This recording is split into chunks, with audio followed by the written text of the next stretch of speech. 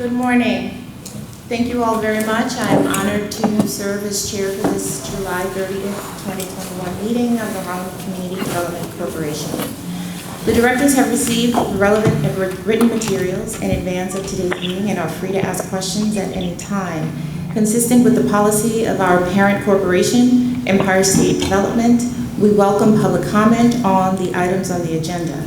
After each item is presented and any comments are received from the directors, we will allow members of the public to provide comments. All comments should be limited to 2 minutes and should only address the item that is under consideration. Before we begin with this substantive portion of the meeting, I'm asking the directors whether anyone has a potential conflict of interest with respect to the items on today's agenda. If so, I will ask you to please make an appropriate disclosure on the record at this time, and we will then be sure that you are recused from any discussion or votes with regard to such items. Are there any recusals? All right.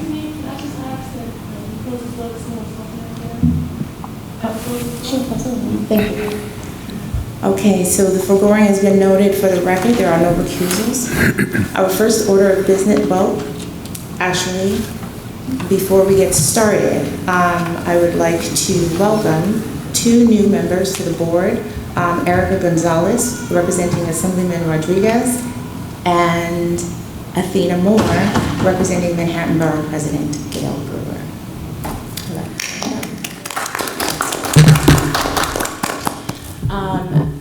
For ease of hearing, it would be, it is safe for you, well, I can't say that. It would be nice if you take off your masks, so that you can be heard clearly. You can also take off your masks if you're comfortable doing so. We are socially distanced and I'm assuming vaccinated. I'm just assuming. Okay. That being said, we will start going around the room, and would you please introduce yourself and who you represent? If you don't represent yourself. Start. Yes. I'm Keisha Sutton-James, and I represent myself. Shauna Harmon-Goff, representing Senator Brian Benjamin. Shauna Marks, representing Congressman Adriano Esmaya. Erica Gonzalez, representing Robert Rodriguez. Athena Moore, representing Honorable Gail Brewer. Denise Brown, representing the Commission. Craig Livingston, representing the Victoria Theater Development Team. Rose Jeffrey, Harlem CDC. Curtis Archer, Harlem CDC. Hi, good morning, everyone. Great to see everybody again in person. And my name is Terrell Brock, and I'm representing Senator Jose M. Serrano. Lamont Mays, representing New York State Assembly Member Inez Dickens. Good morning, everyone. Eric Cuello, representing Councilmember Mark Levine. Ernestine Bell Temple, representing Assemblyman Al Taylor. I'm Dana Reed, and I'm representing myself and the community. Destiny Burns, representing HCDC and ESD. Thank you very much. Thank you very much. There is one board member. Oh, yes. For the board member on the Zoom account, would you please introduce yourself? Michelle. Michelle Cruz, representing New York City Council Member Diana Ayala. Thank you. All right. Now, getting to business. The first item on the agenda is the approval of the minutes of the directors' meeting from March 23rd, 2021 and April 30th, 2021. I will entertain a motion for approval, please. So moved. Thank you. May I have a second? Second. Thank you very much. All in favor? Is there any discussion? All right. Hearing none. All in favor? Aye. Aye. All opposed? Thank you very much. Those are adopted. Before moving on to the second item on the agenda, a request for authorization to amend the ground lease for the Victoria Theater project. I'd like to welcome ESD's Vice President of Design and Construction, Philip McGuire, and Craig Livingston, one of the project developers. They will provide a brief overview of project status, and then Destiny Burns will present the item. Gentlemen?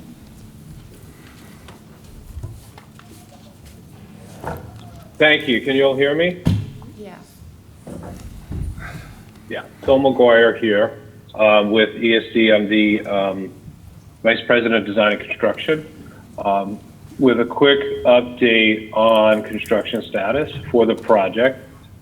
I hope everybody's aware that the residential portion of the project has been completed and did receive a TCO.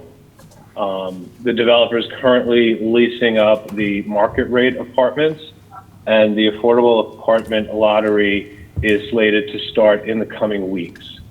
They're working that out with HPD right now. The commercial side of the project, 125th Street side of the project, comprising the hotel, the retail, and the cultural unit that will be operated by the Apollo. That has lagged a little bit. The developer is approximately 3 months away from completing construction to a point where they can call in the building department and start their construction inspection and their construction sign-off process.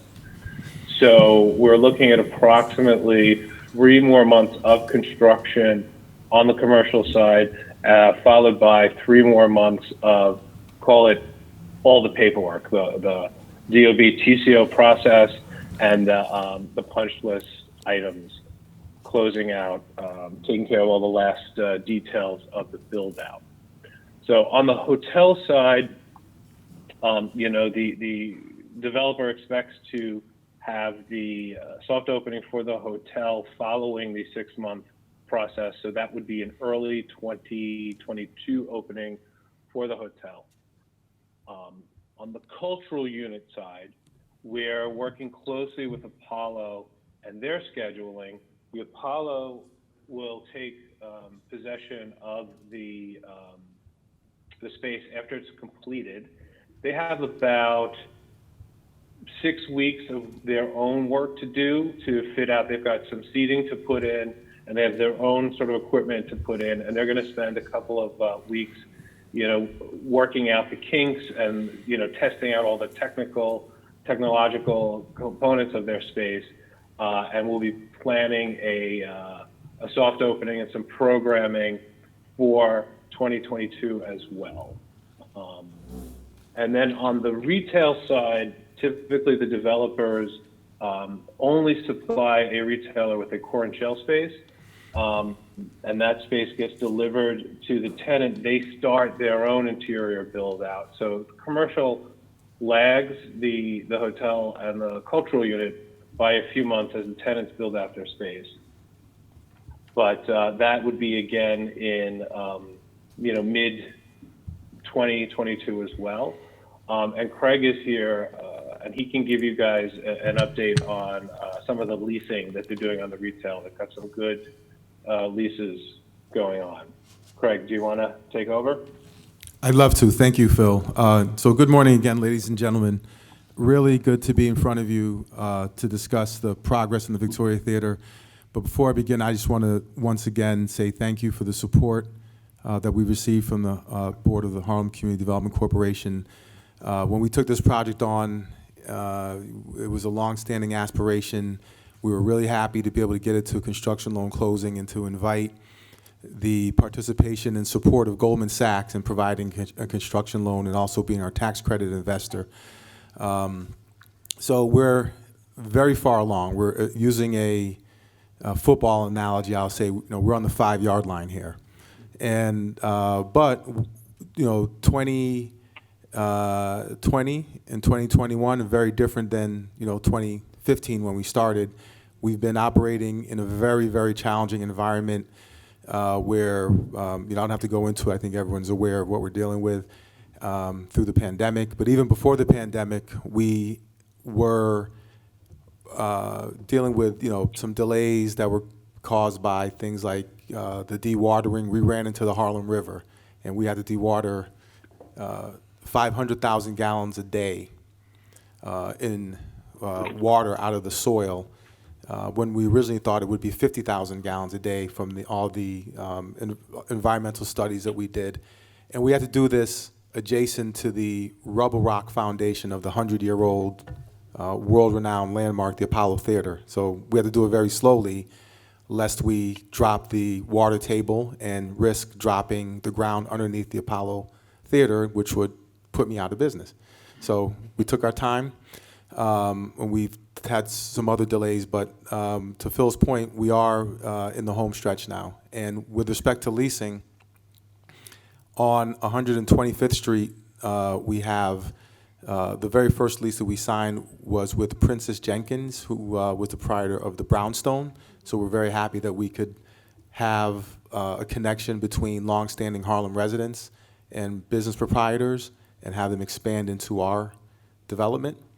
We then on the 126th Street side on the ground floor, we were lucky, and I actually found this out, I didn't know this, but there was on 129th Street, a Michelin-rated sushi restaurant called Sushi Inoue. I never knew we in Harlem had a Michelin star sushi restaurant, but we do. They're taking the entire footprint and the remainder of 126th Street. So they're expanding.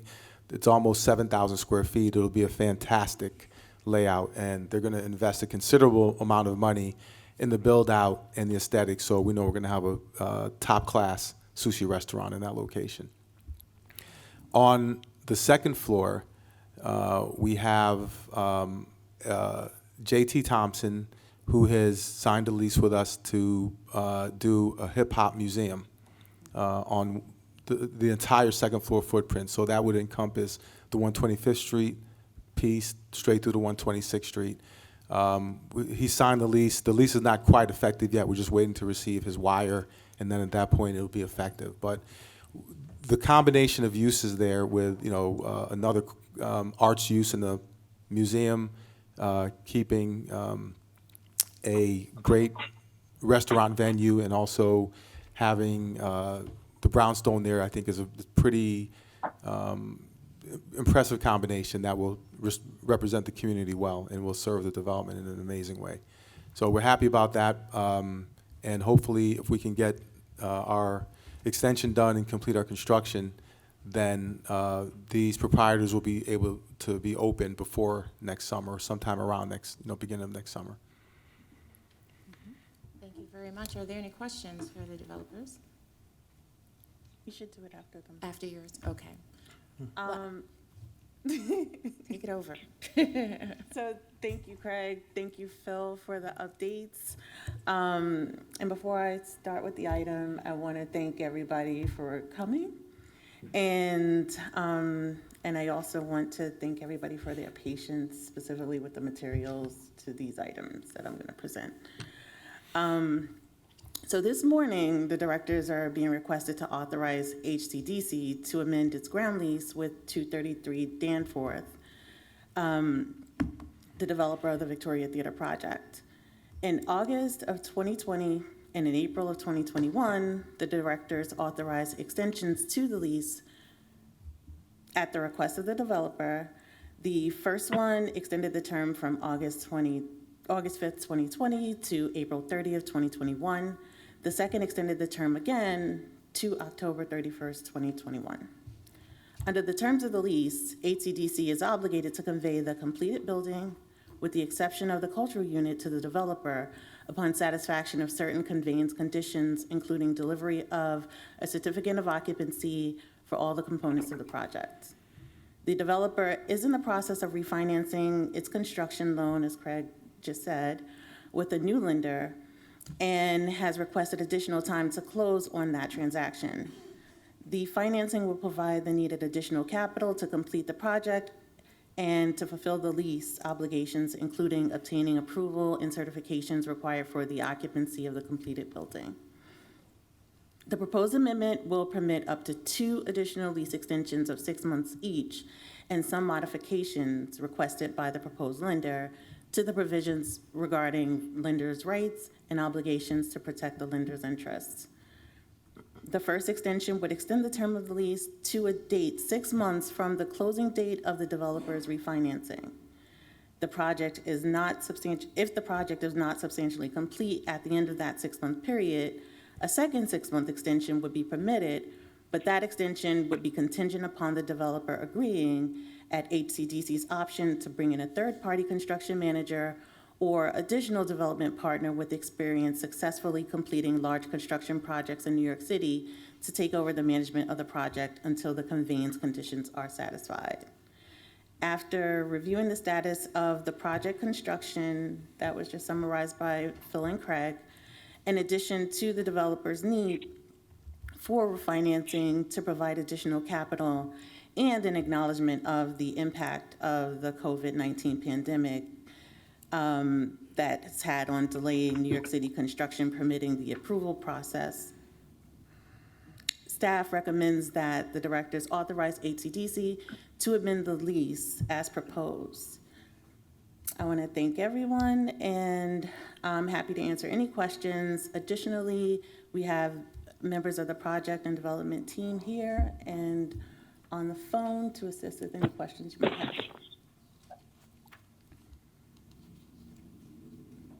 I have some questions. Thank you, all three, for your reports. I am in agreement of allowing the developers the time needed. I question how we got to 6 months. It seems like we keep coming to this table. And Phil, you referenced, sort of there's the initial 3 months and then there's 3 months of paperwork. And I didn't hear any contingency in there. We are in the middle of a global pandemic, which seems to be turning in the wrong direction, unfortunately.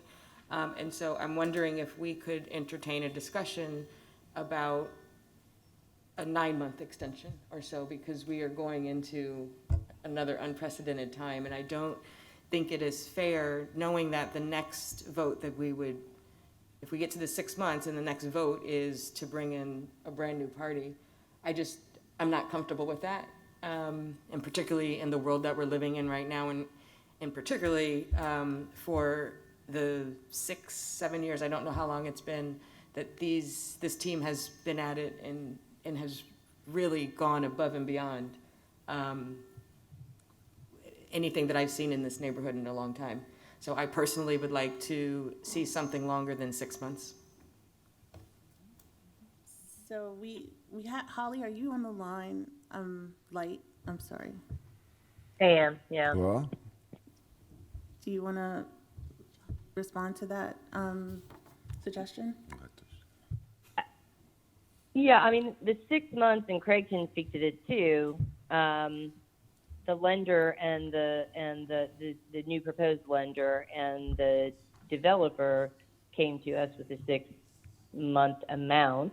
So, we are being responsive to that request. I think Craig feels pretty optimistic, and I don't want to speak for you, but that gave sufficient time. And then we also have the additional 6 months if needed. So the reason why and this is something Craig and I worked out, was the idea of bringing somebody else in, because otherwise the lender would start a foreclosure process after that amount. And, we agreed that it's much better to keep this team in place with an additional sort of pre-workout scenario, rather than, having to start a legal process that will essentially leave an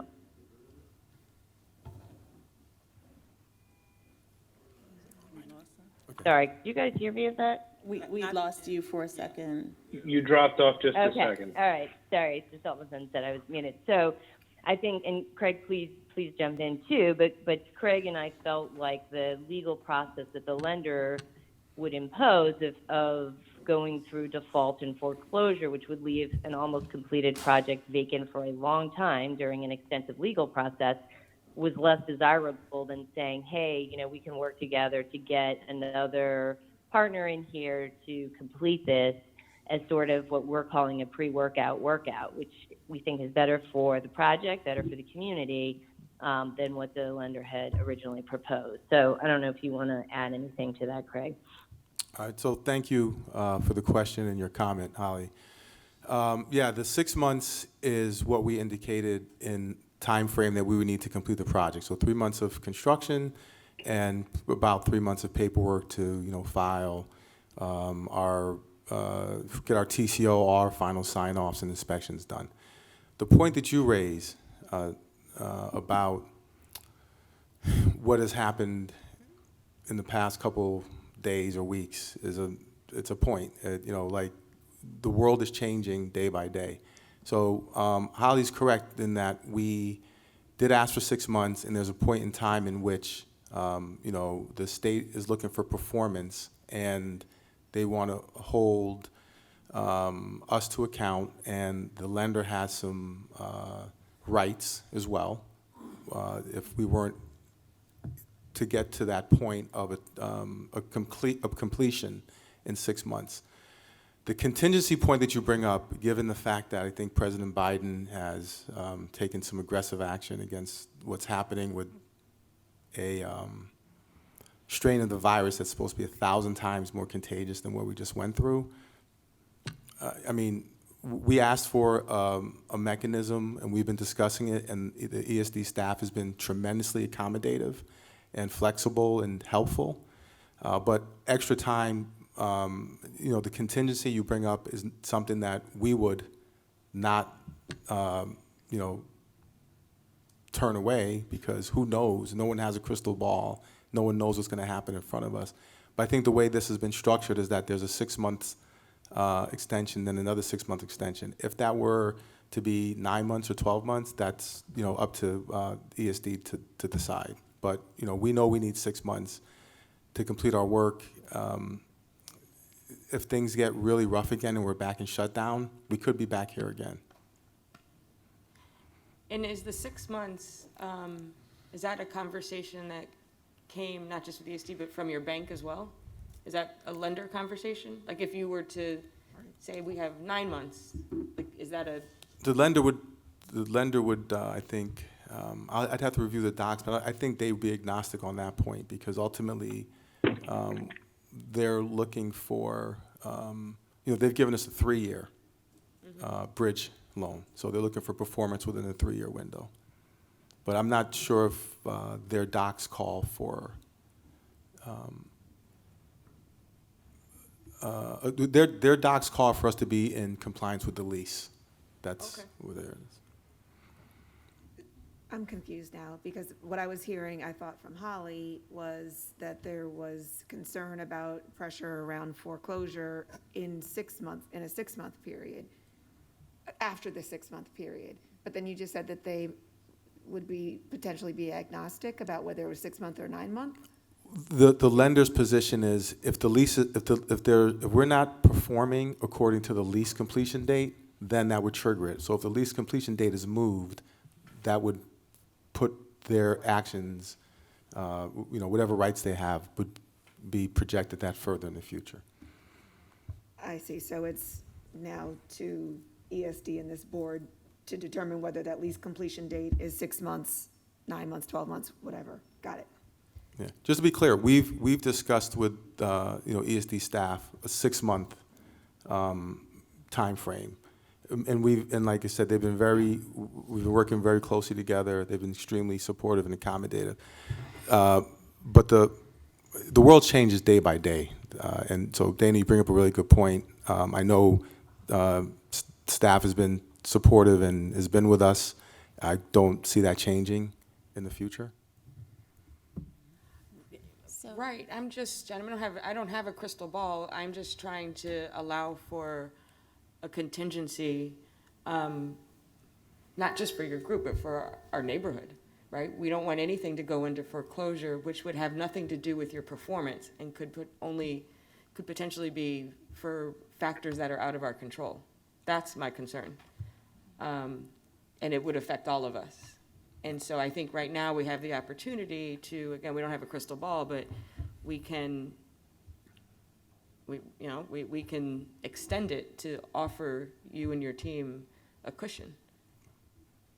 That's the point I'm making. And I don't know if there's more discussion, Well, I'd like to get counsel from Ms. Burns. Is that something that we can do? Is there something in our lease that confines us to this last push, or might we be able to provide this cushion? Well, I think that everybody's goal is to have the project complete. And with our negotiations with the developer, we've come to this solution so that we can get the project complete. I think at this time, and I do want to invite Holly to opine on this, because in the last time when I called her, I apologize, I didn't identify her properly. She's the vice president of real estate, executive vice president of real estate development at ESD, and she's leading our efforts in this project. So Holly, if you're still there, did you want to respond to that?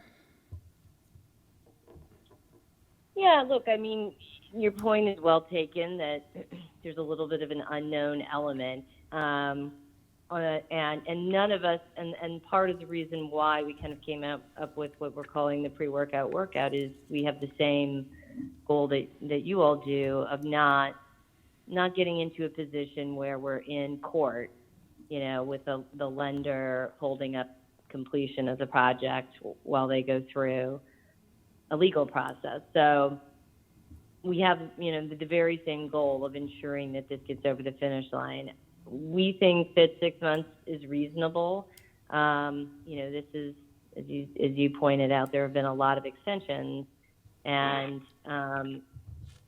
we'd rather keep this as tight as possible within the realm of what the developer and lender identified as reasonable. So, from our perspective, we're comfortable with the 6 months. The developer has been comfortable. Obviously, if the world shuts down again, we look at that then, but I would prefer to look at that then rather than not, keeping the pressure on to finish this project and get it up and running by the beginning of next year. Well, maybe I'm unclear. In 6 months, if the world is shut down, that triggers another 6 months, regardless.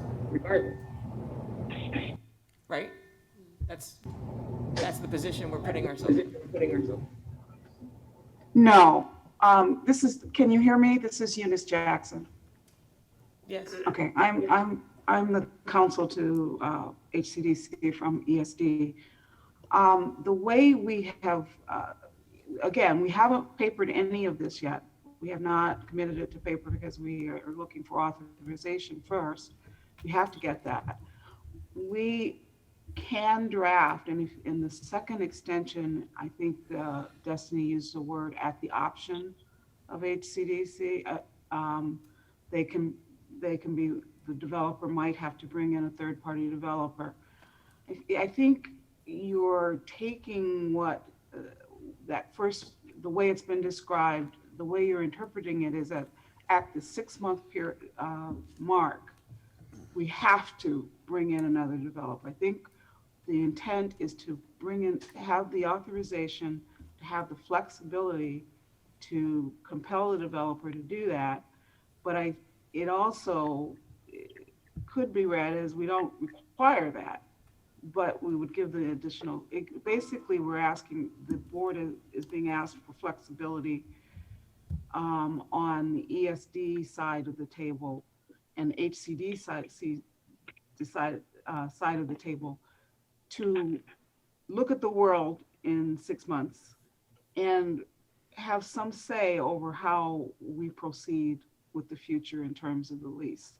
And as opposed to just giving a blanket, you've got 9 or 12 months and, we want to, as Holly said, keep it tight so that the developer, and I know the developer would like to keep it tight because Craig didn't mention this, but every day that this project isn't completed, it's costing them tons of money and interest. And so the sooner it gets done for them, the better. So I don't think they have no incentive to delay. We have a very strong incentive to get it done quickly. We have a tenant waiting in the form of the Apollo. I think what we are asking for in the authorization is the flexibility at 6 months to look at this again. I think we have that in the language that we're looking at now. And if you want to make sure that that's in, we can draft it in that way. But that's the way I think all of us are looking at this, is that 6 months, we'll take another look at this. And we'll look at what the circumstances are. And I think if ESD's real estate team and working with HCDC comes to the conclusion that this is all outside forces and, the developers have done all they can do, they have the ability at that point to decide, yes, we'll extend the lease. And they may not require a new person to come in and manage it. But that option needs to be there. Okay, so thank you for that I don't know if clarification. that's at all helpful. No, absolutely, and the flexibility is the key word that I was missing. And that's why I was pushing for a longer period of time. It was the flexibility that I think is needed with where we are. And it's real estate in and of itself, outside of a global pandemic. So if what we're voting on does not box us in, that in 6 months from today, that there has to be a new party to come in, if that's not the case, then I'm fine with it, and I just needed clarification. Holly, correct me if I'm wrong in what I believe we've been discussing, but I think at that point, HCDC wants the ability to do that if they feel it's necessary, but it is not going to be an absolute. Yeah, the way that we've discussed the language, which is, as Eunice said, is not, anywhere near finalized, but it is that HCDC and ESD would have the right at the end of 6 months to figure out next steps, including, bringing in an additional partner to complete the project. So I do agree that the flexibility is there to assess what's the best approach to get the project completed without going into, with the legal process the lender will, be obligated to include. So yes, I think the short answer is we will have that flexibility to look at the world at the end of that 6 months. So I have another question. I wasn't anticipating, and it is, what would be the impact on Danforth of bringing in a third-party construction manager?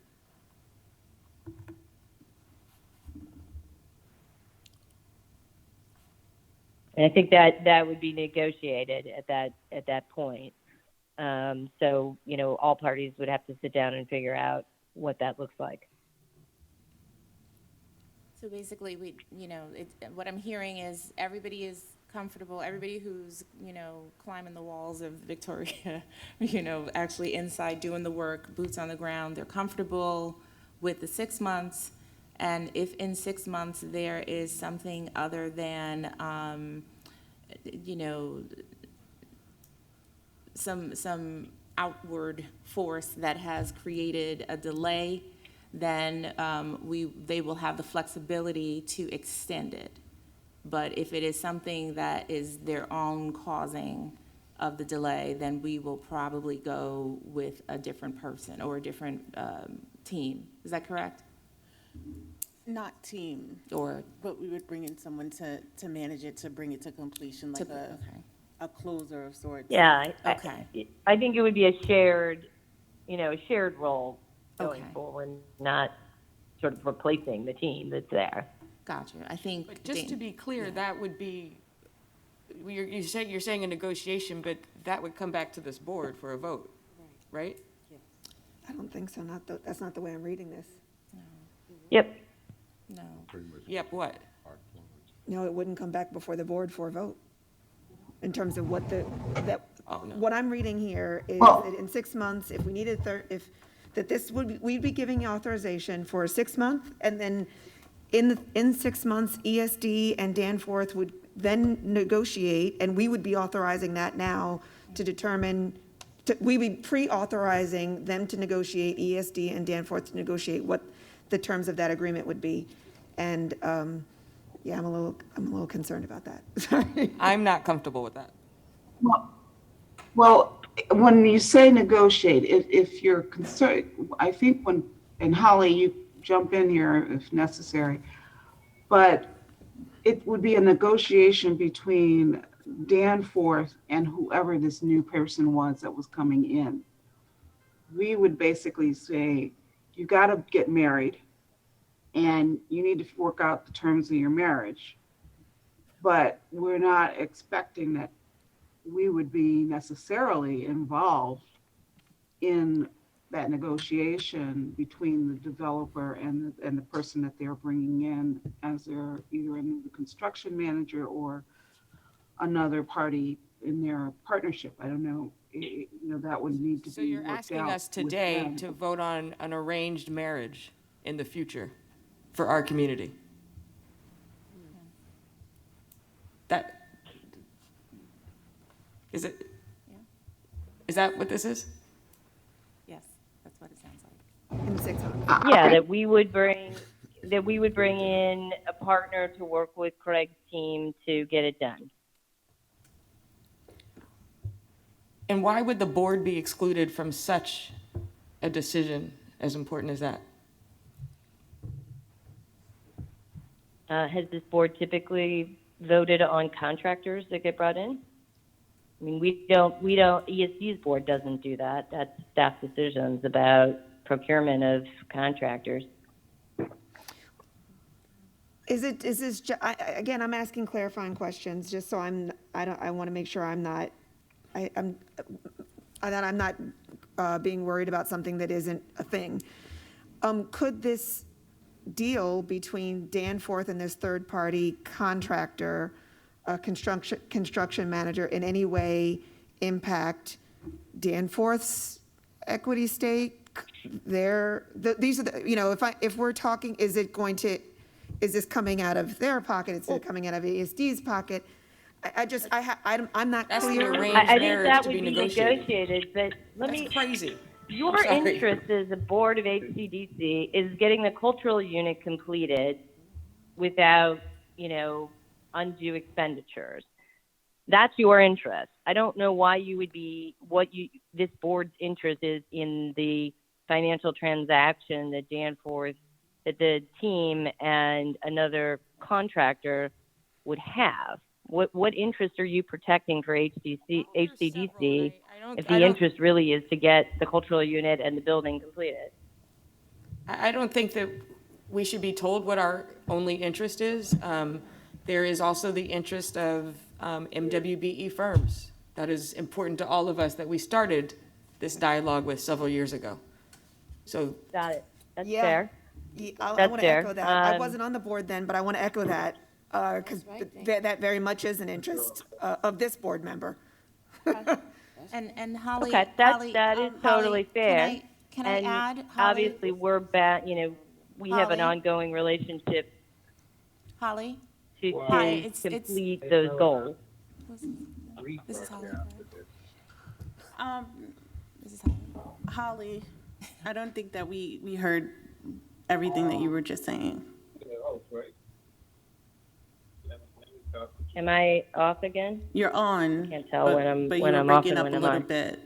Okay. In your last Yeah, statement. no, I was just saying that's a completely fair point, but that's part of our mandate. Whenever we do a project, we would have to mandate, the ongoing monitoring of the MWBE requirements.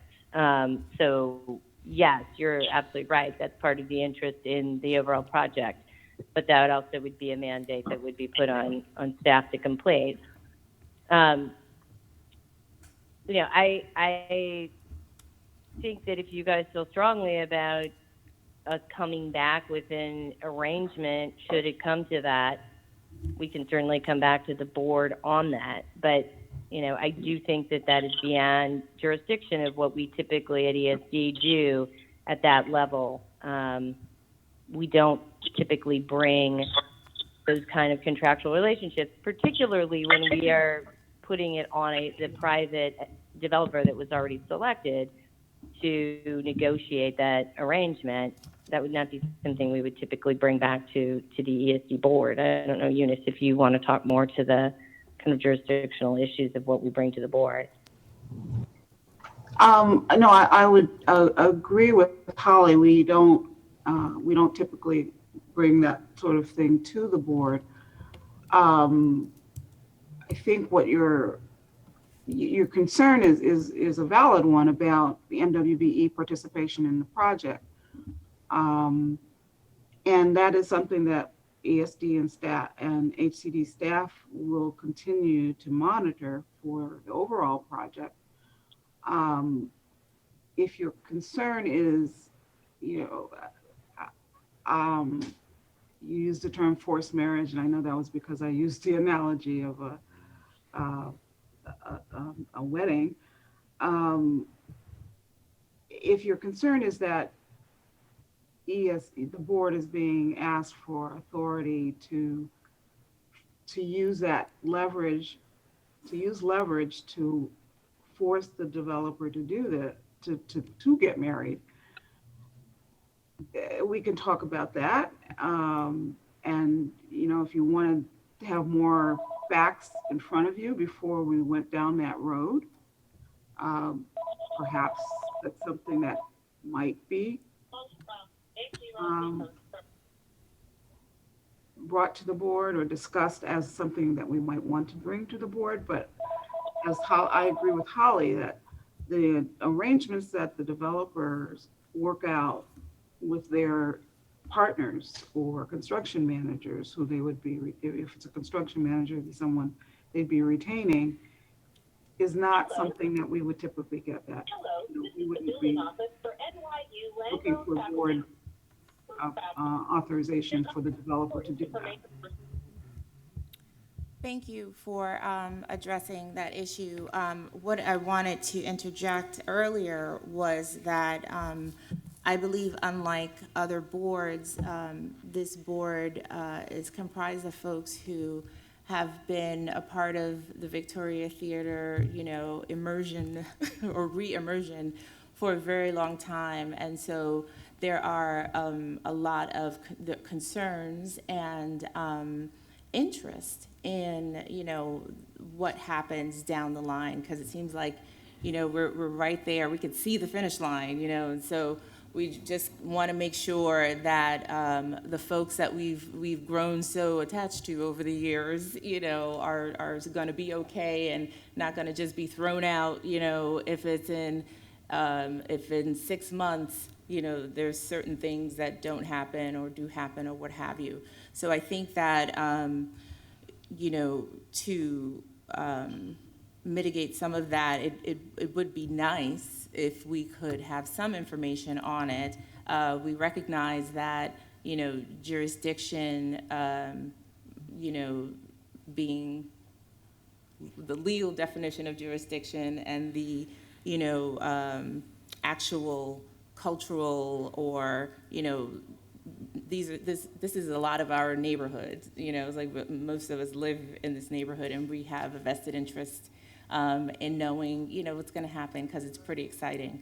So we thank you for your explanation, and we'll let the details of the information, in 6 months or whatever, we'll leave that to Ms. Burns and you all there in, I assume you're at 633 or you're in Albany? Various places. But we'll let those discussions happen between you all, and we would be happy to have some information that comes out of those meetings. So that said, is there any other discussions? Are we? Well, I have a question. One second. First of all, I want to recognize Holly Drakewood, who walked in a little later. Thank you for joining us, and there was a little confusion with the two Hollys. Sorry about being late, but something happened. But in any case, what comes first, the chicken or the egg? All right. Let's get back to the refinance and the penalties if you don't get the refinance. This is a mezzanine loan. You said it was a bridge loan. Let's say that it did go to that. Not that I wanted to, because basically we're all in on this. If this is a poker game, we got all our chips in the middle of the table. Right now we're just seeing what hands would go. So the mezzanine loan or construction loan? What are the penalties? Because some of them, and that because I don't know the particulars of that loan, because I know that some with mezzanine loans, there's a piece of the action that goes in a default.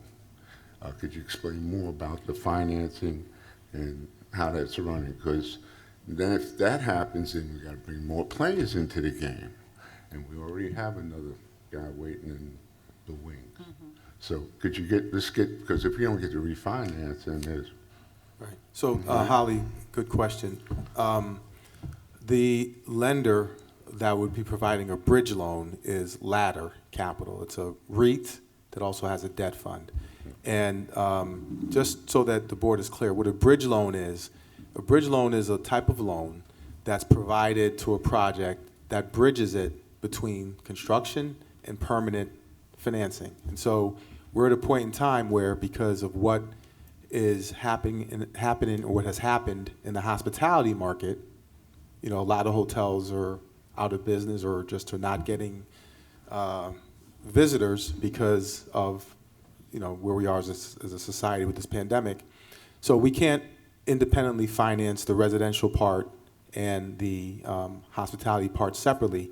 We have to get one bridge loan because there really is no lender for an empty hotel, right? But we have a lender who will give us a bridge loan for 3 years.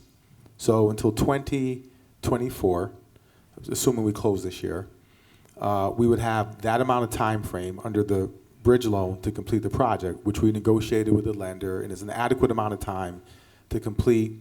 It's our expectation that we would be out of the pandemic, that the hospitality market would be restored. We would have visitors and guests back at the hotel. And as I think Phil indicated, the residential building is completed. We're actually renting up, and we'll be doing the affordable rental as well starting next month.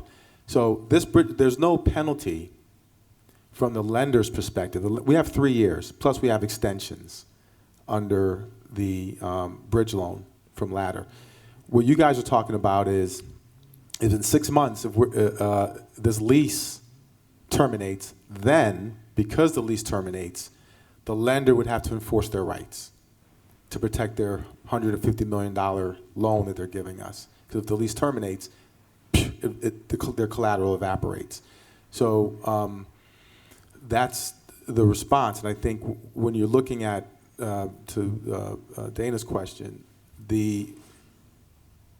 what happens in 6 months from now is a TBD, right? Because we don't know if we could leave here today with a vote, and tomorrow we could be in hyper shutdown again, and we could everything we decide today could be distorted again as of next week or next month. And so, if that happens, well, what's going to happen at the end of that 6 months? We certainly don't want to be defaulted because we didn't. We're trying to survive this pandemic and get our business done like everyone else. So the idea of what happens, to me, the most important part of this discussion is, what decision are we making in 6 months? So I have one last question. I hope it's the last question for you. Given that this will be a marriage between you and this third-party construction manager, what is your understanding of what some of the terms that would have to be negotiated would be? None of that has been defined yet. So that's just what Holly has done is offered a concept that was an accommodation to the lender to avoid a draconian set of events in 6 months, right? So if honestly, Craig, I consider it more to you guys than to the lender. Because at the end of the day, we want to keep this team in, and this lender is going to be hardcore. They're a hardcore lender, and so we want to make sure that we have control to be able to work with Craig's team.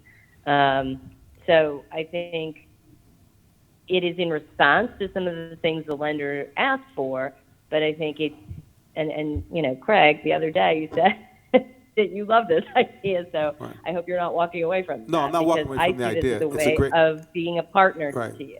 No, Holly, I'm not walking away. It's a great idea. It's effectively what Holly's thought about is a pre-workout. But the pre-workout becomes necessary because the lease terminates. And so that is the real trigger for everything. Okay. I really think that this has been an informative discussion, but hearing from Holly and Craig, it sounds as though they have had a conversation and an agreement, and we as a board are being asked to vote on that agreement that they've made. I think in 6 months, I think we've made it clear that in 6 months, we'd like to have the information on what's going on. Like I said, this is a community-focused board, and we do have very high regard for Danforth and for Craig and for the folks who have been a part of this this project since 2003 or 6, because I've been on the board ever since it started. So that said, I hope that having the information, whatever else that we're able to, be involved in will come to fruition. If it's not the usual thing for the board to do so, we're hoping that an exception might be able to be made, so that at least we know the direction that it looks like it's going in. And I think that if there are no more discussions around this, if there's one more discussion piece by Holly, I will take it. Holly Drakeford here at the around the table. Go ahead. Next one is, you're going for a refinance. Let's say it doesn't happen. What happens after that? Just the worst case scenario. So If the refinance did not happen, yeah. we have to get additional capital into the project to complete it. So we would be back, if this one didn't work out, we'd have to be back in the market seeking a new capital partner, a new lender to provide the funds so we could complete the project. That I figured, but what would happen to the project? Would it stop it effectively until you found a new lender? It would slow to almost a stopping Yeah, pace. pretty much put it down on it. So we're pretty much we're at the mercy of the guy to refinance. Yeah, we have to get a refinancing done. And that's why he's trying to dictate the rules of engagement. They're pretty much we're in a bind. Yeah, so We can't stop. Yeah, so we have to get this capital in, and just so that, if I could frame it correctly, the lender, if we come to a point in time in which we get to 6 months, and as the developer, we have not met our completion date, the lease, as it's written today, not with the exception Holly has provided, but as it's written today, would be terminated. So that is what the lender's sensitive to. If the lease is terminated, they would have to foreclose. The idea is we should not be terminating the lease. An extension that allows us the adequate time to complete is what the accommodation is about. And if this board is weighing in on what happens in 6 months if we haven't completed, if we got to through another pandemic event, and I think the term Eunice said is there's some optionality as to whether or not which direction ESD goes in, if they are going to choose to bring in a third party or give us the time to finish because of what happens in the future. This board's perspective in that is very, very helpful. So, go ahead, Destiny. I thought we were done, but I was gonna say, could you just reiterate for the board in your earlier presentation when you explained how close you really are to completing the project? Yeah, so we have about 3 months. So once we get the financing done, so that's our real starting point, and we don't, that amount of time there's a bit of a question mark on it. is my speaker still on? Yeah. Okay, there's a bit of a question mark on it because we, frankly, all of us expected to be done with the refinancing at this point, but it's a complicated project. The lender has Brian Cave as their counsel, so they have a real deal law firm, and it's taken them months and months to get up to speed. But just the construction is what I was talking about. Right, I was just gonna say, we expected that by now we would have been done with the construction, but we're not. So to Dana's point about delays, they happen. And, but when we finally do close on the financing, we would assume 3 months to complete construction and then about another 3 months of paperwork to get everything buttoned up so we could go about doing the conveyance. But it also, the starting point is the closing of the financing. Yes. So I'm going to say something that's perhaps going to be unpopular, but I got to do what my gut says. I would like to propose a modification to the motion, which would be to make the first period, the first 6-month period, a 9-month period. And I want to propose that, understanding full well, not only do we feel pressure to get this project to completion, but the financial pressure that obviously Danforth feels on itself to get the project to completion, but also understanding full well how this works. I've been through a scenario where foreclosure was triggered with Goldman Sachs, and I know how quickly and how harshly that process will upend not only Danforth, but this project for our community. So I understand the ESD and Danforth have negotiated.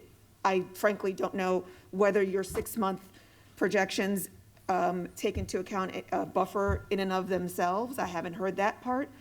But I'm concerned, given the uncertainty that we have before us in this country, about making plans for 6 months, not knowing what the impact would be on the project or on the developer in 6 months. And so I would propose that we make it a 9-month period, and presumably within in that 9 months, we would also be able to know what this the terms of this third-party construction manager would be. That would also give a 3-month buffer for that conversation to have been had, so that we have full information. Whereas I suspect that a 6-month buffer, given your plans around construction and paper, would not give you much time between ESD and Danforth to figure out what that marriage would look like. Quite popular with me. Okay. And I was gonna recommend the same. If you could help me, I would like to, before seconding her amendment to the motion. Well, you have to, okay. But so let me just ask first Tell how me to what I do need to this. do. I would like to add to it, Oh, God. that the 9-month extension, and at that 9-month mark, that it comes back to this board with the further information and clarification that was referenced, that we get to see that and we do get to vote on it. I don't want to vote blindly today. So I leave that to you but we would like all that. Yeah, so, I hear that. That's not quite a motion yet. We'll work around it, but before we make it a motion, I think there needs to be some clarity on whether this motion will be, taken, into consideration. Because what I hear Holly saying is that we don't have that type of, jurisdiction or power or whatever you want to call it. So I just want to make sure that we're not, turning our wheels in vain, because, that would make sense, to do the 9-month thing. However, if Danforth and ESD have already had a conversation and they've already come to the 6-month thing, I'm pretty sure conversation was in there about extending it, making it longer, and 6 months came up for a reason. I could be wrong, I don't know, I was not in the room, but I'm just not for, having a motion, voting on it, and then coming back and realizing that, oh, somebody had to undo that whole, work piece of the motion. We have to vote on it. I have a question. I have a comment. This is Eunice Jackson again. If you want the board, if at the end of the day you want to come back to the board, you want us to come back to the board with it 6 months, 9 months, whatever that period of time is, to get further authorization or approval of whatever the workout ends up being. I believe as a practical matter, that may be a problem in working out language with in the lease that the lender will find acceptable, because the lender will not have certainty about what's going to happen in 6 or 9 months. He'll have to wait until there's another board meeting. And I don't know that the lender that in the discussions that I've had with, I've been a part of, I'm not sure that that's something that Craig and his team can get the lender to live with. So just pointing that out. So that might do more damage than good, is what it sounds like. Well, I think the lender's perspective in this is they're only taking action if the lease terminates. So if the lease is extended, the lender's agnostic on this point. And I would imagine that any I lender would say, Craig, I agree with you. Sorry, I was just going to say, I agree with Craig about the duration, the 6 to 9 months there probably, I'm guessing, although I do think any vote you take has to be caveated with lender approval. But I do think that I agree with Eunice that the terms of what happens at the end of that, how another potential party would be brought in does need certainty. If they're signing on to that agreement now and they have approval with I think they're going to want to know how that works. So I do think that's Well, I think we all want to know how it works. I think we all want to know how it works, and that's the problem, right? And so we don't know at 6 or 9 months, this board, don't have any clarity on what that pre-workout will look like. And that is the problem. So I would think that any lender would be comfortable with a board that represents the community in which. So, all right, so then the alternative is that we just go to a term where we go into foreclosure at the end of that period, and we can do that. I'm sorry. I don't know what else to do that gives the lender board certainty. is only asking for information. And I'm actually getting really concerned now with some of the comments and pushback. If this board of elected officials and community members that are appointed by the governor can't get information, it's not information. Let's just step back what we're saying. I'm not saying you wouldn't get information. It's decisions. The lender's going to need certainty on how the process works at the end of whatever the term is. That's correct. And please, I'm not trying to be argumentative. That's I'm correct. But just right now, talking about their certainty. Right now, they don't have the certainty anyway. So we just want more information so that ESD isn't the only one that is providing that clarity to the lender. There is no clarity right now. That's the point, and that's the concern. Yeah. Okay, I'm not sure we're going to have enough information to vote on this today. I think we have to go back and talk to the lender, Craig, and rethink how we structure it so that they feel like whatever they're signing on to in the refinancing is, and that's fine. I think if we table it, we'll go back and think about how No.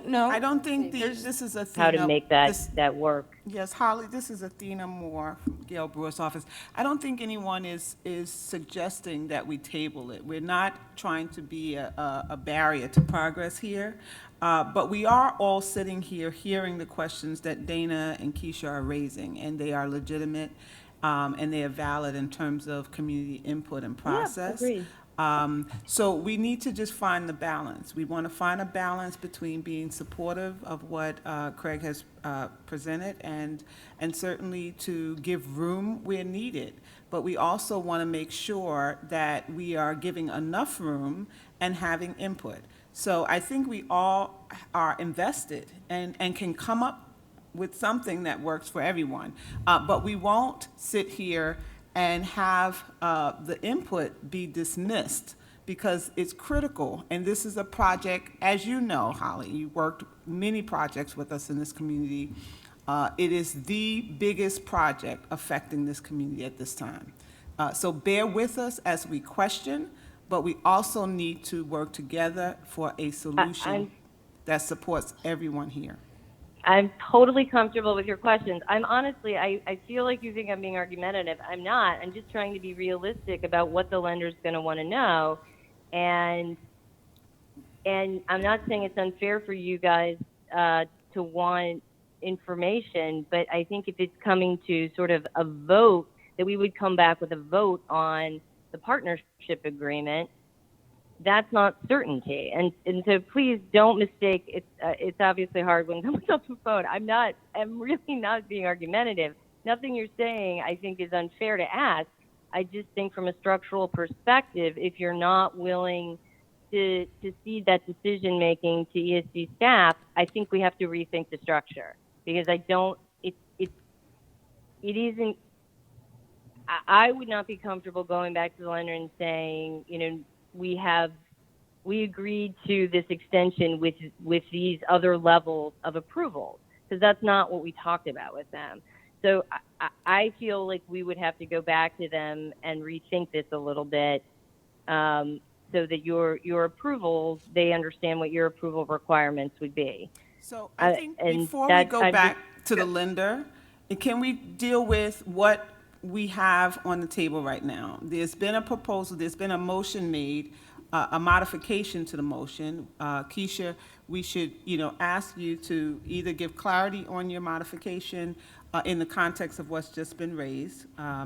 If you would be willing to either retract it or modify it to reflect that. And then, we should just discuss if 6 months is the period of time that we want to consider now, and then tell ourselves as a board that we still want to bake into that some input in decision-making, that should be two separate things that can still support us moving forward. Well, it sounds like you just did it. But it's your motion, so please. But 9 months, right? What's that? But 9 months, not 6. Yeah, I would. She's saying 6 months.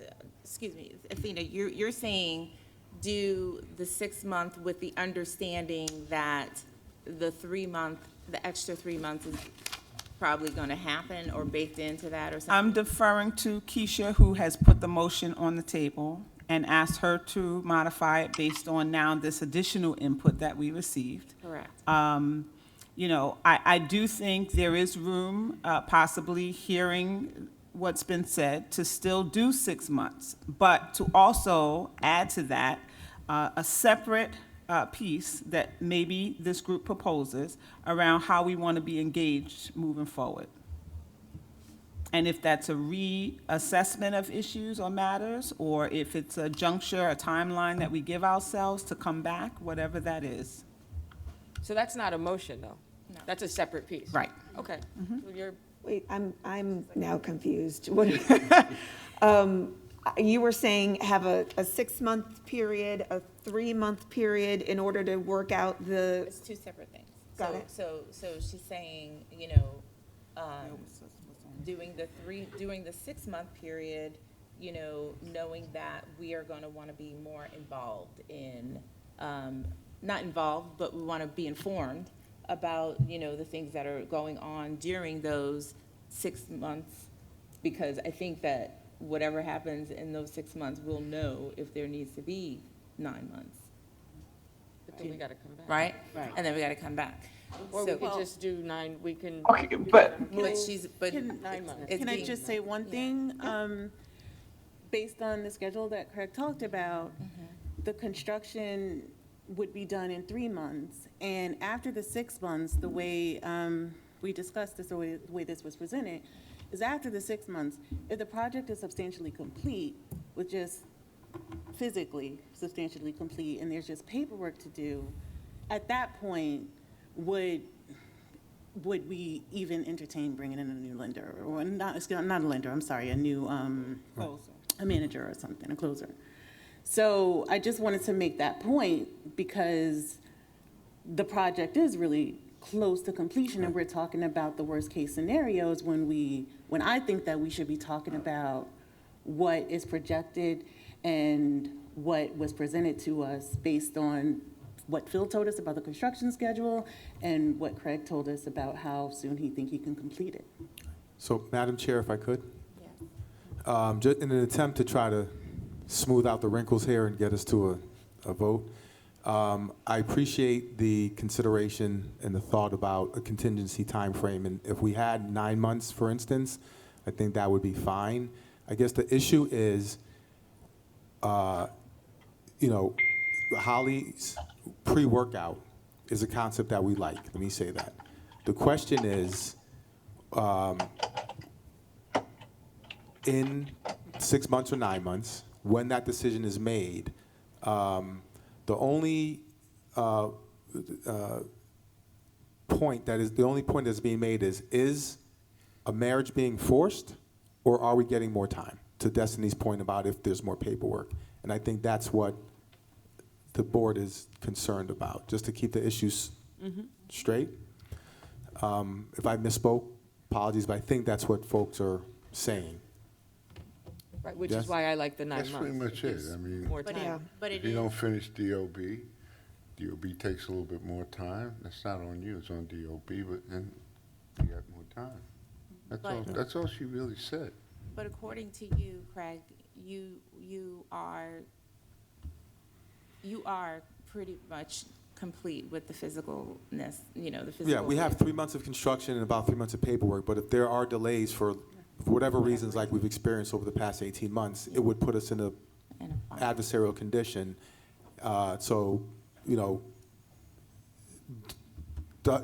Is that trigger pulled or not is the question, right, based on what happens in the future. It's a good question.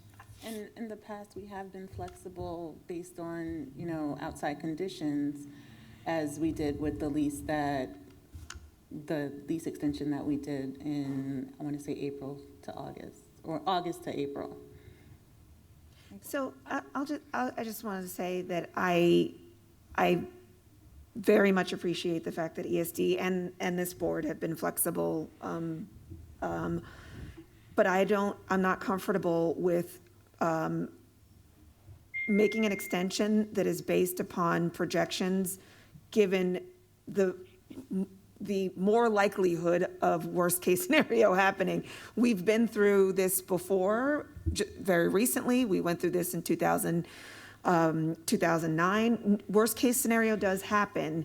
And so we, just in the last 20 however many months, but also, within the last 10 years. And so that's why my pushback for 9 months is, what I feel comfortable with. And, my motion is to extend the first period to a 9-month period rather than a 6-month period. Second your motion. Okay. There is a motion on the floor. It has been properly seconded. Is there any further discussion, any questions from anyone other than the motion creators? I have a question. I don't know, I know this is Eunice Jackson again. Typically, I'm a member of the public, so probably shouldn't be speaking right now, but what is this 9 months is it going to be followed by another proposal for a second part of this? Yeah, so what my proposal or my motion would be to have 2 periods. The first is 9 months, the second is 6 months. And I don't know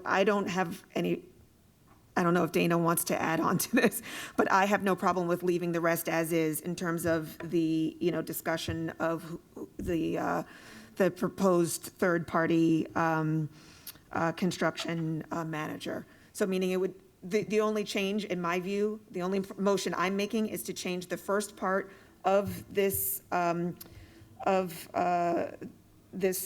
proposal to a 9-month rather than a 6-month extension. And that's what I seconded. Yeah, we're in agreement. Okay, so I just want to be clear, you would not be anticipating at the end of 9 months that we would come back to the board? We would anticipate that we're all partners here. For a vote, for an update, yes. Yeah, and Project you would give us update, but not a vote. information and, yeah, but not for a vote. Not for a vote, correct. Okay, got it. Okay, I just wanted to be clear. Thank you. Thank you. Are there any other clarifying questions? All right, hearing none. All in favor of the motion, please raise your hands. The motion to extend for a 9-month period over 6 months. Raise your hands high, please. Okay. That looks pretty unanimous. All right, all opposed? Okay, that motion passes. And I guess that's the end of this discussion. Not the very end of this discussion. Well, this one, right, we're gonna go to. There's more. Yeah, no, I mean, this particular section of this lovely meeting. Okay, okay. All right. We're having fun. This is the best ESD, HCD meeting we've had in years. Oh, yeah. Oh, yeah. Oh, yeah, okay. Destiny, please present the next item. A request to amend the contract for legal services with Phillips Lytle LLP. Okay, so this is a request to authorize Atdc to amend its contract with Phillips Lytle for legal services in connection with the Victoria Theater redevelopment project. The firm has provided counsel to Atdc on various issues in connection with the project, and there is a continuing need, as we just discussed, for legal representation on the project as we near completion.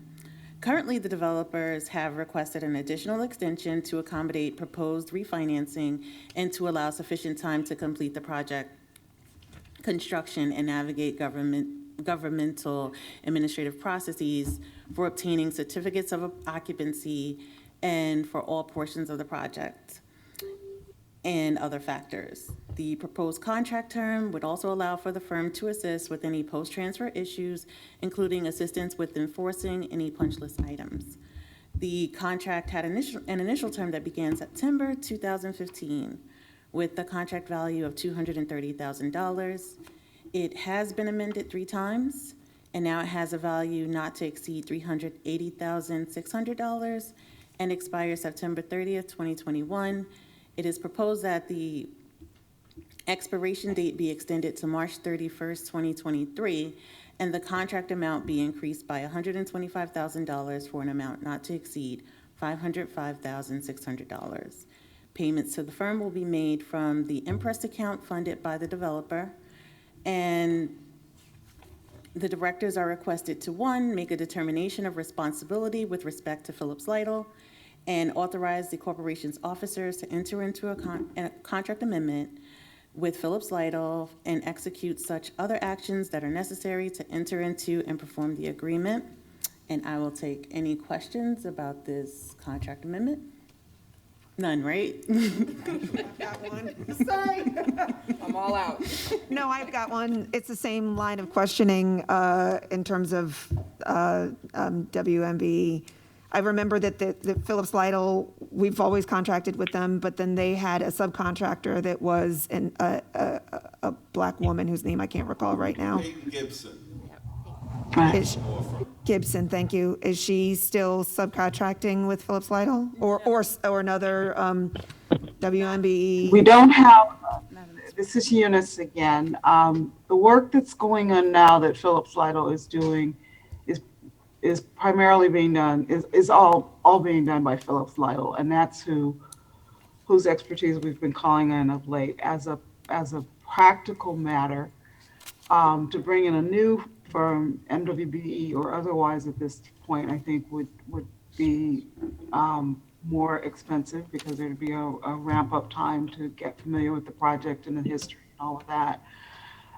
Peyton Gibson's, my understanding is that she has been semi-retired at this point. I think she may be retired fully, but she is currently, she is commutes here when she works on the project, which right now, given COVID, is not a big deal. I don't, her area of expertise isn't what we've been relying on of late in the context of the services that we needed. So as quite frankly, we don't anticipate that in these next months, as we close up the project, that we will be availing ourselves of her services. Okay, so just so I'm clear, this is, all of this money would be going to Phillips Lytle, and there would be no MWBE subcontractor for the remainder of the project? It is not likely. Why? I mean, we can do better than this. I mean, we Well, can. Let me please. So understanding their fantastic expertise, but if we have a $500,000 contract, there is some carve out somewhere for an MWBE firm in this city. I know there is. I could find one. I can look at my phone right now. It's not a matter of are there firms. There are firms, but as we all know, this project has a long history, and some of the issues that we're dealing with now require some of the background from the project. For us to go out and get a new firm, get them, they're going to want to see all of the documents over the past, 10 years, and review those things, and understandably, before they would feel comfortable opining on anything. The time that would take to ramp up would be on the developer's dime, which is fine, but it is not always an easy thing to bring a new contractor in at this point in a project. I can reach out to Phillips Lytle again and see if there's any aspect of this, confirm whether or not the Gibson firm is still, if she is still semi or whether she's fully retired. I'm only speculating about that status right now. But I know it has been semi in the past. We can make a commitment to do that outreach. But I think bringing in a new firm now would, while not impossible, would be a bit time consuming, and also it would cost the developer more money. So, and I appreciate that, but I am a certified MWBE, and there are often times I get pulled in just because the contract is coming to an end, and they looked up and they said, we don't have any minority participation, and they carve out something for me. So I know with this $500,000, we can find a carve out that won't cost the developer or minority developer anything else, and we cannot ask Phillips Lytle how they might include a minority firm, but we can tell them how. And that could be a 5% participation. It can be anything. It could be, can you file these documents? I don't know, but it doesn't have to be a whole 6 months, get up to speed. The point is that I think that this board has always said that we are proponents of MWBE participation, and so we should figure out how to make that work. And we don't need to ask Phillips Lytle how to make that work. I just want to add a point of clarity to what you just said about the contract. This is to amend it for $125,000 over a period of 18 months. No, I know, but I'm just saying in Oh, totality. you said $500,000 and yeah. No, but in totality it is, and we don't have any minority participation in a $500,000 contract. I know we're amending We this. used to, and up until like probably half of the contract, we did have a MWBE subcontractor. But I understand, but we don't now. And so whether it's a 250,000, whatever it is, It's 125. we are nearing a historic project, and we don't have a black woman or female, anything. We can do better than that. And I want us to go on record saying that we can do better than that, and we will endeavor to find an MWBE law firm to assist Phillips Lytle in the completion of this, which should not be an extra cost to the developer. That's not how this works. Yeah, absolutely right. I agree. It will be, I mean, we have billing rates, which firms agree to. It would be, when you say it's not how it works, the developer pays the legal fees. So it actually is how it works. We can do what we can to try to make that happen, but parsing out work, legal work is not as easy as other types of work, because a lot of times firms are concerned about the professional liability. But the way the Gibson firm was working, she was a subcontractor to the Phillips Lytle firm, so she, I believe, would have been covered under their professional liability policy. We can see if that arrangement will work again, and if we can get another firm to sign on, and not be concerned about potential increase in their outlays, and whether we can keep the cost under control. We would have to work with Phillips Lytle in trying to parse out, either if the Gibson firm is not available, to figure out how we can parse out the remaining work in a way that allows a totally independent law firm to step in and assist, which is, frankly, that would be quite an effort, but it's worth, if we can do it, we will do it. I'm just saying that at this point in time, that's not how we anticipated it going forward, given what we know needs to be done. But we are always trying to meet that objective. I was, when I was in private practice, an MWBE firm, a certified firm, and I understand that that it's very real. The getting that work to minority firms is a priority for me as well. Yeah, I just want to echo what's been said already, and the effort is certainly worth it. So I think, your willingness to go back and consider this is what we would be asking. Okay. Hello? Hello? Yeah. Someone needs to mute. Yeah, somebody needs to. We can hear someone's phone conversation. Yeah.